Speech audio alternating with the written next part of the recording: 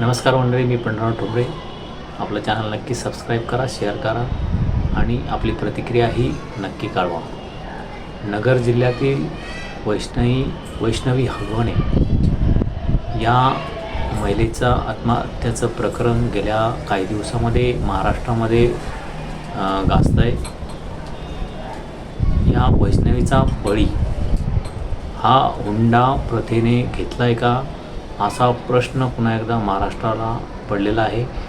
ज्या हुंडा प्रथेसाठी अनेक सुधारकांनी आपला संपूर्ण आयुष्य पणाला लावलं, ती हुंडा प्रथा आजही महाराष्ट्रामध्ये खोलवर रुजलेली आहे आणि तीही श्रीमंत घराण्यामध्ये आपल्याला समोर येताना दिसते.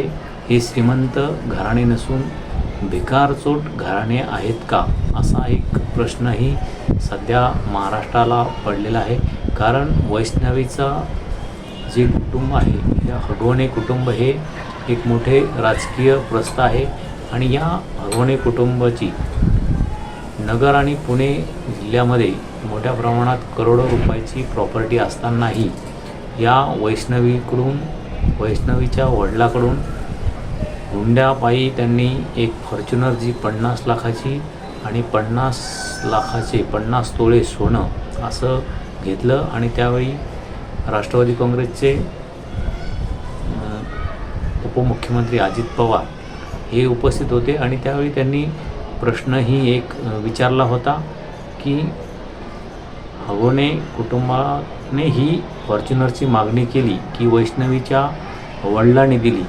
हा प्रश्न एक मुख्यमंत्री म्हणून, पदाधिकारी म्हणून अजितदादांना पडला, हे मोठं कौतुकच म्हणावे लागेल. पण त्याचवेळी ही प्रथा मुलीकडून सासरच्यांनी घेण्याची जी प्रथा आहे त्याला कुठंतरी थांबवलं गेलं पाहिजे आणि त्यासाठी प्रत्येक राजकीय पुढाऱ्याकडून पुढाकार घेतला पाहिजे आणि प्रशासकीय यंत्रणेनेही त्याला कुठेतरी लगाम लागेल, त्यावर कुठेतरी बंदी येईल. या दृष्टिकोनातून हुंडा प्रथेच्या नावावर त्यावर गुन्हा दाखल त्याच वेळी झाला असता तर हे प्रकरण वैष्णवीच्या आत्महत्येचं घडलं नसतं.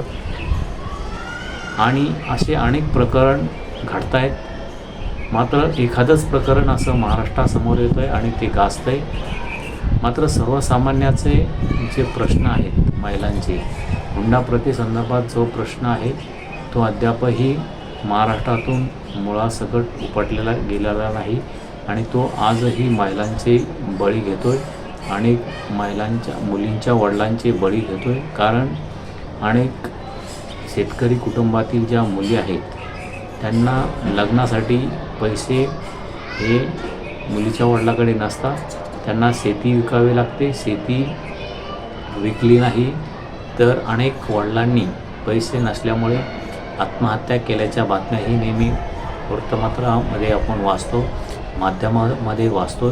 त्यामुळे ही हुंडा प्रथा कधी बंद होणार आणि हे भिकारचोट जे आपण त्यांना श्रीमंत घराणे म्हणतो, या श्रीमंत घराण्यामध्येच हा भिकारचोटपणा मोठ्या प्रमाणात वाढल्याचं आपल्याला दिसतं आहे. कारण जेवढा जास्त श्रीमंत तेवढा मोठा हुंडा घेतला जातो आणि मोठं लग्न केलं जातं. दुसरीकडे मुलींच्या वडिलांचीही मोठी अपेक्षा असते, आपली मुलगी ही मोठ्या कुटुंबात गेली पाहिजे, त्यासाठीचा जास्तीचा पैसा खर्च गेला तरी चालेल, शेती विकावी लागली तरी चालेल. आणि त्या दृष्टिकोनातून कर्जबाजारी होऊन हा मुलीचा बाप वराकडील मंडळीसाठी मोठा हुंडा देतो, त्यासाठी मोठा खर्च करतो आणि ही प्रथा मोठ्या प्रमाणात वाढल्याची आपल्याला दिसते आणि त्यामध्ये मुलीचा बळी जाताना दिसतोय. ज्याप्रमाणे निवडणूक आयोगाकडून निवडणुकीमध्ये खर्चाचं बंधन असतानाही मोठ्या प्रमाणात खर्च होताना दिसतोय, कोट्यावधीचा खर्च होताना दिसतोय, त्यानुसारच लग्नावरही आता खर्चात बंधनं घालण्याची गरज निर्माण झाली का, असा प्रश्न आता पडू लागला आहे. कारण लाखो आणि कोट्यावधीच्या घरामध्ये हुंडे हे जाताना दिसतात. हुंडा दिला जातोय आणि तो कोणी रोखण्याचाही प्रयत्न करत नाही, कारण हुंडा प्रथेला कायद्याने विरोध असतानाही लोक वस्तूच्या स्वरूपात हुंडा देतात. आता हगवणे कुटुंबामध्येच फॉर्च्युनर जेव्हा दिली गेली तेव्हा या हगवणे कुटुंबावर एखादी वस्तू ही हुंडेच्या स्वरूपात घेतली असा गुन्हा दाखल का झाला नाही, आणि तेव्हा जर या हगवणे कुटुंबावर गुन्हा दाखल झाला असता तर आज वैष्णवीचा बळी गेला नसता, असं आपल्याला या प्रकरणामधून दिसतंय. असे अनेक प्रकरणं महाराष्ट्रामध्ये घडत आहेत आणि या प्रकरणामध्ये राजकारणी किंवा सत्ताधारी हे आपली जी महत्त्वाची भूमिका आहे आणि प्रशासन हे कायद्याचं पालन करताना दिसत नाही. हुंड्याची प्रथेला विरोध असतानाही हुंडा दिला घेतला जातो. प्रत्येक घरामध्ये जो राजकीय नेता आहे त्याच्याही घरात दिला घेतला जातो. जे प्रशासनामध्ये बसलेले आहेत त्यांच्या घरामध्येही मोठ्या प्रमाणात हुंडा दिला जातो. लग्नावर वधू-वर मंडळाकडून मोठा खर्च केला जातो आणि यावर कोणतेही बंधन येताना आपल्याला दिसत नाही आणि वारेमाप खर्च केला जातो. त्यामध्ये वधूकडील मंडळीचा मोठा खर्च झाल्यामुळे आणि नेहमीही लग्नानंतरही मोठा त्रास दिला जातो. वैष्णवीच्या प्रकरणातही तेच घडलं. अगोदर कोट्टीच्या घरामध्ये हुंडा गाडीच्या स्वरूपात पैसा खर्च केल्या गेल्यानंतरही त्यानंतरही या हगवणे कुटुंबाची जी पैशाची तहान आहे ती भागली नाही आणि त्यांचा अतृप्त आत्मा हा आणखीन पैशाची मागणी करत राहिला. तुमची लेक आम्ही फुकट सांभाळायची का, आम्ही ती मारून टाकली, असंही स्टेटमेंट त्या हगवणे कुटुंबाकडून बोलली गेलेली आहेत. तरीही अशा प्रकारचे जे घराणे आहेत श्रीमंत, ज्याला आपण खऱ्या अर्थाने भिकारचोट म्हणायला पाहिजे, असे घराणे आजही महाराष्ट्रात आहे आणि या घराण्यावर कायद्याच्या नियमानुसार कारवाई का होत नाही असा एक प्रश्न सर्वसामान्यांना पडतोय. आणि आता इथून पुढे श्रीमंत घरामध्ये मुली देण्यास दचकतील आणि अनेक मुलीही श्रीमंत घराण्यामध्ये लग्न करावी की नाही असा प्रश्न विचारू लागलेले आहेत. वडिलांना जरी अपेक्षा असेल की आपण श्रीमंता घरात जावे आणि हुंडा दिला जावा, मात्र यापुढे आपण ज्या घरामध्ये हुंडा घेतला जातो अशा घरामध्ये आपण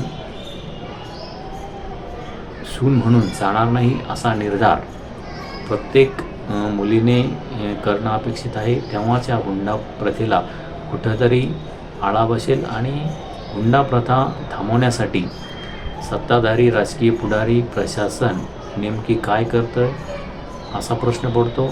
यांच्यासमोर ह्या सर्व घटना प्रकरण घडत असतानाही राजकीय नेते हुंडा प्रथेला प्रोत्साहन देत आहेत का, आणि ही प्रथा थांबवण्यासाठी राजकीय नेते, सत्ताधारी, प्रशासन का पुढाकार घेत नाही असा एक प्रश्न पडतो.